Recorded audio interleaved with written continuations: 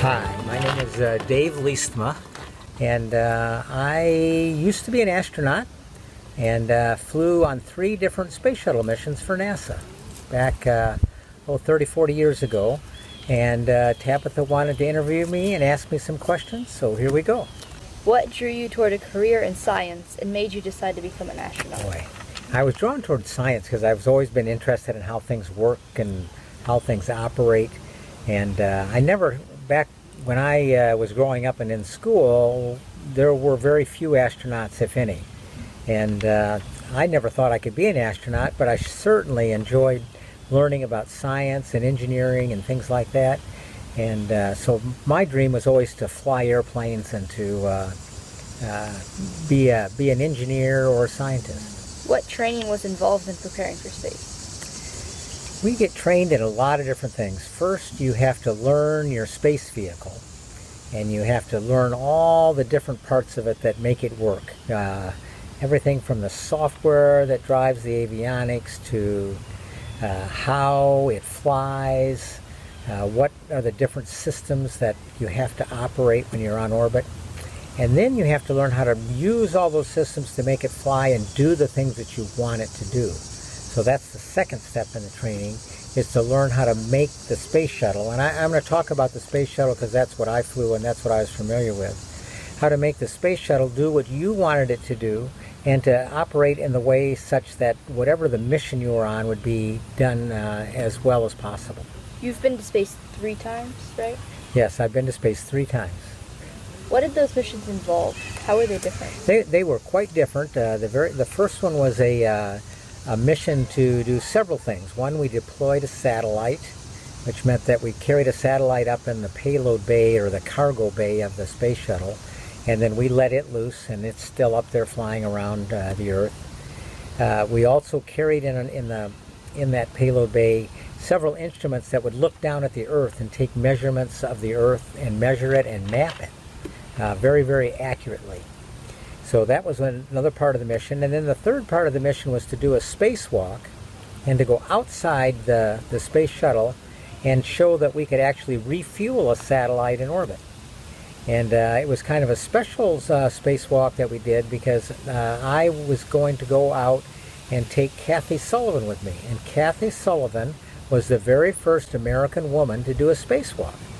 So we proved that women could do the spacewalks just as well as the men, and ever since then, the women astronauts have been doing spacewalks, and have played a big part in assembling the International Space Station, which is the main vehicle that we fly on orbit now. Is a spacewalk walking in space or on the moon? A spacewalk is walking somewhere where there's just a vacuum, outside in space, off the surface of the Earth. Mine was done just outside the space shuttle while we were in orbit around the Earth. But a spacewalk could also be on the moon or on Mars or other places like that. It is putting on the big, bulky spacesuit and moving around in that outside in a vacuum of space. That's cool. How did space affect your body? Boy. You think it's really neat to be in space, and it is, but at first your body does not like it. Your body, it is so used to being on Earth and in all this gravity that it's made to react to gravity. So when you first get in space, you push off too hard because you're weightless, and you just need to just gently push off or pass things or hand things. Your stomach has these muscles that hold it in place against gravity. Well, when there's no gravity, they kind of scrunch up and pull your stomach up high up into your diaphragm. It makes you feel a little bit uncomfortable. You get a lot of blood flow fast back to your heart because you have muscles in your legs that are kind of squeezing it to help the blood flow go back up against gravity to your heart, and you don't need that. So you feel kind of full, your neck kind of swells a little bit, you feel very swollen and kind of ill at ease for a day or two until you get used to it and your body adjusts to it. Was it like that when you went back to Earth? And then when you go back to Earth, just the opposite happens. So because of all the squeezing on your body doesn't need all the water that's in it. Your body has a lot of water in it to help it be stiff and hold up against gravity. It doesn't need that in orbit. So you get rid of a lot of that water through either sweating or through going to the bathroom. And then when you get back to Earth, you need all that water back again. So before we land, before we come back to Earth, we drink a lot of water. You try to drink a quart or two of water before you come back to Earth. And after that time, even then, you don't have to go to the bathroom for a long time because your body has been very, very dehydrated. How did you feel on your first launch day? Oh boy, my first launch day, I was just so excited to have that opportunity to fly in space. And then once the countdown got down to 0 and the rockets all ignited and we took off and we're heading to try to get into space. It was just a big rush, just going, wow, I can't believe that I'm doing this. And those rockets go for 8.5 minutes, those big, powerful rockets, to get you going fast enough so that you can stay in orbit. The reason you need such big rockets on a rocket to go into space is not to necessarily get you high or straight up. You could go 1,000 miles straight up, and then if the rocket stopped, you just fall right back down to Earth because gravity is still pulling you. What you have to do is go up pretty straight until you get out of the atmosphere where all the air is, until you get in the vacuum. And then you turn kind of parallel to the Earth's surface, and you have to be going very, very, very fast around the Earth. And you go so fast that as gravity is pulling you back down to the Earth, you're going so fast that you miss the Earth. And that's what puts you in orbit and keeps you in orbit. And that's why you have to go 17,500 miles an hour so that you can stay in orbit around the Earth. Wow. And you have to go even faster than that if you want to get to the moon, because the faster you go, the farther away from the Earth you can go. And so that's why you need those great big rockets to power you. Did you feel the same for other launches? I did. I felt kind of the same way for every other launch, although I knew what to expect on the later ones. After I'd flown once, then I knew what to expect, the jolt and the shaking and rattling, and then just the push on your back and the acceleration to get going that fast. I was ready for it, and it wasn't something new, but still it was a very, very exciting thing to go through. You weren't at all nervous? Actually, I wasn't. We trained so hard, and we really have to put a lot of trust in the people that are building the rockets and doing all the design and development and test, that they are doing all the right things to make it as safe as they possibly can for you. I would have been terrified. How did you feel when you looked at Earth from space? Oh boy. I remember the first look at space. We had the rocket engines had stopped firing. We were now in orbit and going, 17,500 miles an hour. And I remember being able to get unstrapped and then floating out of my seat, going, wow, I'm weightless. This is just amazing. And then I floated up and I was looking up out through a window, but that window happened to be looking down at the Earth. And the Earth is spectacularly beautiful. It is hard to imagine how beautiful it is looking down at it from space and watching the clouds and the oceans and the land go by. I had to pinch myself to go, is this really happening? It's hard to believe that I'm really doing this. It sounds like a dream. It was really kind of a dream come true, and it's something that as a child, I'd never really dreamed about because I didn't think I could become an astronaut. You have been on the moon? I have not been on the moon. No, I've only been into low Earth orbit. Like, nobody has been back to the moon since 1972 was the last time anybody has been to the moon.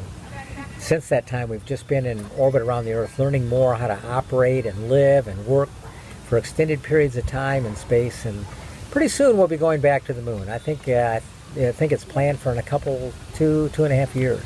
How long were you in space? My first mission, I was in there for 10 days. My second mission, 5 days, and my third mission, 10 days. So a total of about 25 days in space. Almost a month. Almost a month. At any point in time, were you able to communicate with your family? On my last mission, I was. The early missions, we didn't have the communications capability that they have nowadays.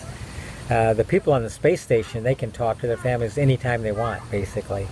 But on the shuttle, we had to go through the comm network that was officially just for the shuttle. So we couldn't talk directly to our families. But my very last mission, I took up an experiment which was a ham radio experiment, and that's just talking on a radio, a small little handheld radio. But I was able to contact somebody on Earth who would patch me through on a phone line back to my home. So I was able to talk to my family for about a minute or two during one of the passes we made over the Earth. That's cool.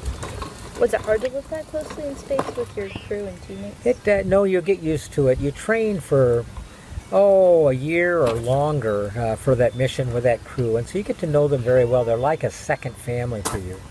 And so you're used, and you're trained to do all the different things that you need to do on that mission. And so you have if you're doing it, you're the primary person to do it. You've got somebody else that's backing you up and helping you out. So you get along very well with your crew members, and it works very well as a team. Mm-hmm. What did you miss most when you were in space? Oh boy. A couple things I missed most were my bed. For me, it was difficult sleeping in space. Being weightless is a very, very different feeling, and so I didn't sleep real well. Plus, you're so excited, and every 45 minutes it's either day or night. So you have a sunrise or a sunset every 45 minutes. So even when you're trying to sleep, the vehicle is either in brightness or it's in dark, bright, dark, and so it doesn't help your ability to sleep. Yeah. Did you have a least favorite or favorite space food? Oh boy. My favorite actually was shrimp. They would dehydrate shrimp, and then in orbit, you would rehydrate them with water and mess them around. And once they were totally rehydrated, they tasted just like shrimp. And shrimp have a kind of particular taste to them, and you lose a little bit of your sense of taste when you're in orbit. And so, like on eggs, you'd put Tabasco sauce on just to make them a little spicy to get some flavor. And I thought shrimp tasted very well. So shrimp cocktail was really a treat to have. The food sounds disgusting. Was it really that bad? No, actually the food was not bad when I first flew, but now it's gotten very, very good. The people that are making the food kind of cook it specifically for what you like, and then they freeze dry it and get it set up so that you can take it up on orbit. So a lot of the food is specifically made for going into space, and it's actually very tasty and very good.